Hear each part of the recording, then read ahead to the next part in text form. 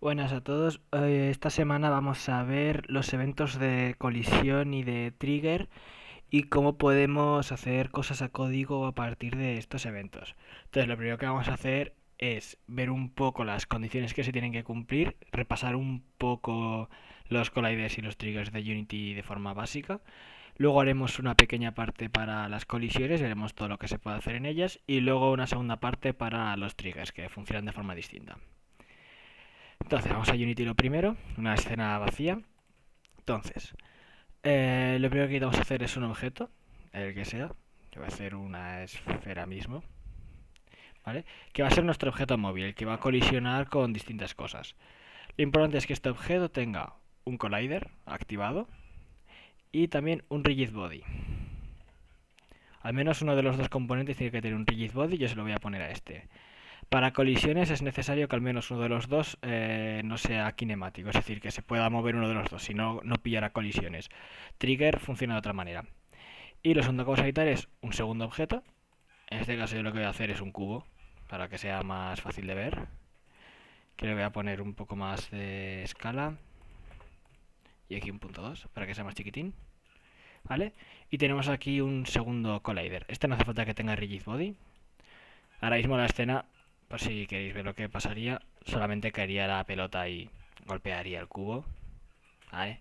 No tiene más misterio. Entonces, lo básico para que funcione un evento de colisiones es un objeto con un collider, el que sea, y un rigid body no kinemático, es importante que no sea kinemático, y un segundo objeto con collider que no sea marcado como is trigger, esto para colisiones, ahora veremos qué pasa para triggers, y este no hace falta que tenga rigid body. Puede tener también rigid body y chocar entre ellos, como veremos luego de pues, dos esferas que colisionan en el centro, se puede hacer, por ejemplo. Haremos ese ejemplo luego en colisiones. Y luego para triggers, lo que tenemos es que uno de los dos colliders se tiene que marcar como trigger. Por ejemplo, en este caso lo que haremos será hacer una esfera más grande como trigger, ¿vale? Que al darle a trigger para que lo veáis mejor, básicamente puede atravesarlo. Voy a dar al play para que lo veamos un poco mejor. ¿Veis? Lo atraviesa. Y lo que nos permite la colisión por triggers, o sea, el detectar triggers, es algo tan sencillo como, pues, por ejemplo, un área de efecto de una torreta o de algo que se active con la distancia, etcétera. Pues simplemente ponemos una esfera como trigger y detectamos cuando se está dentro del trigger y cuando se está fuera, por poner un ejemplo. Entonces, consideraciones a tener en cuenta. Lo primero, si podemos usar layers físicas, mejor que mejor. ¿Por qué? Si vais a Edit, Project Settings, Tags and Layers, tenemos aquí las layers. Y luego a ver si lo encuentro rápidamente en Physics, creo que es. Vale, aquí está la Layer Collision Matrix, esto es lo importante. Lo que nos permite decir es que layers chocan con qué layers. Entonces, si por ejemplo tenemos vamos a poner ejemplo una torreta con triggers que tiene que entrar enemigos dentro y tenemos que detectar cuándo entra el enemigo y cuándo se queda dentro y cuándo sale, si lo dejamos con layers normales es un poco coñazo porque la torreta va a estar todo el rato buscando en todos los componentes físicos de la escena, ya estén en el default, ya estén en Ignore Raycast, ya estén en Water, ya estén en UI.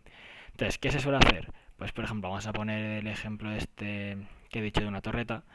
Se puede decir, pues vamos a hacer una layer que sea de detección torretas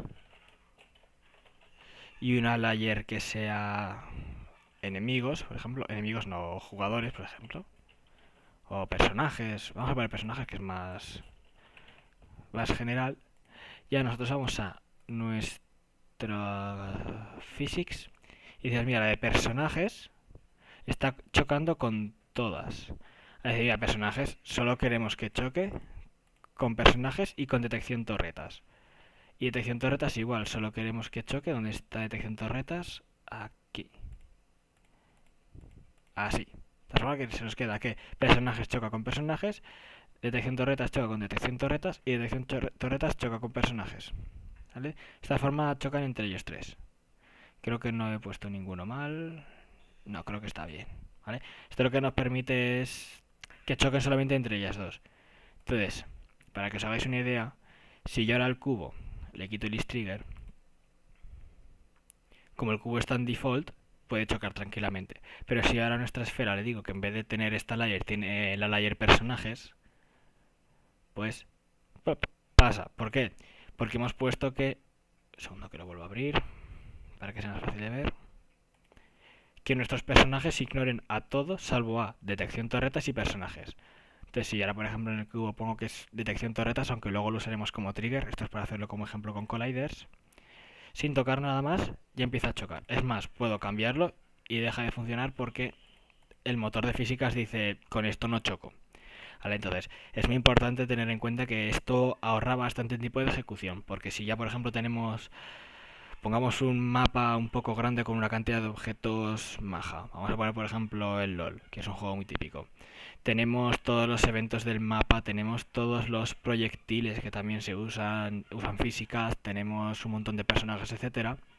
Decir que una torreta solo busque de forma física a los enemigos está buscando solamente, está haciendo una comprobación de torreta con 5 personajes del equipo contrario, 10 si es de todo el equipo, porque usa un algoritmo ahí que usa todos, pongamos 10.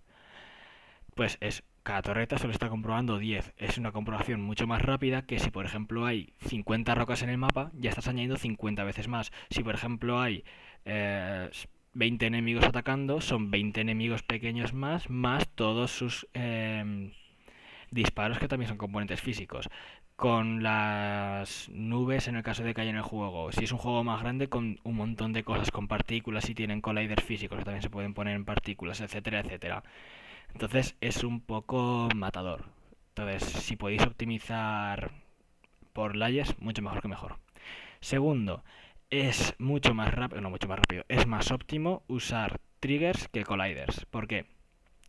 Colliders, cuando lo veamos luego en código, crea una variable que se encarga de detectar pues en qué punto está chocando, la normal de ese punto, que bueno, eso no tarda mucho en calcularlo, pero lo tiene que calcular, y distintas cosas de información del punto de choque.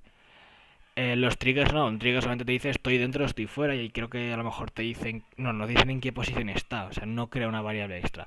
Luego veremos en colliders que esa variable se puede obviar, pero sin embargo el cálculo no es tan grande, pero sigue siendo un pelín más que de trigger. Entonces, intentad no poner muchos eventos de colisión. Y vamos a... Yo creo que ya no hay ninguna consideración así a lo grande. Bueno, sí. Veremos que hay 3 tipos de eventos. Está el evento de entrada, el evento de on stay, es decir, mientras está dentro, y el evento de salida. Funcionará para los 3. Para colisión será cuando empieza a golpear, mientras está golpeando y cuando deja de golpear. Y para trigger, cuando entra el trigger, está en el trigger y sale del trigger. Es muy importante decir que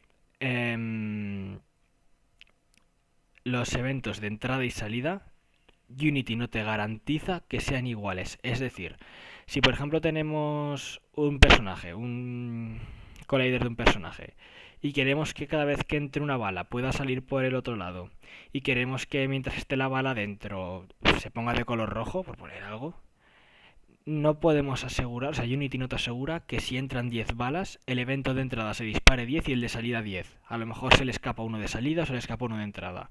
Para cualquier cosa que sea durante el estar dentro, se recomienda usar el stay, o sea, el mientras estoy dentro. El de entrada y salida es más para otras cosas. El de entrada sí que suele ser bastante óptimo, pero es el de salida el que suele fallar a veces. Entonces ya veremos cómo... O sea, tenemos que diseñar bien nuestros juegos para que no den estos tipos de errores. Entonces, con esto yo creo que ya hemos dado así un poco los vistazos generales. Este vídeo se va a quedar un pelín corto, pero bueno, es una pequeña introducción. Ahora seguimos con el siguiente vídeo con eventos de on collision.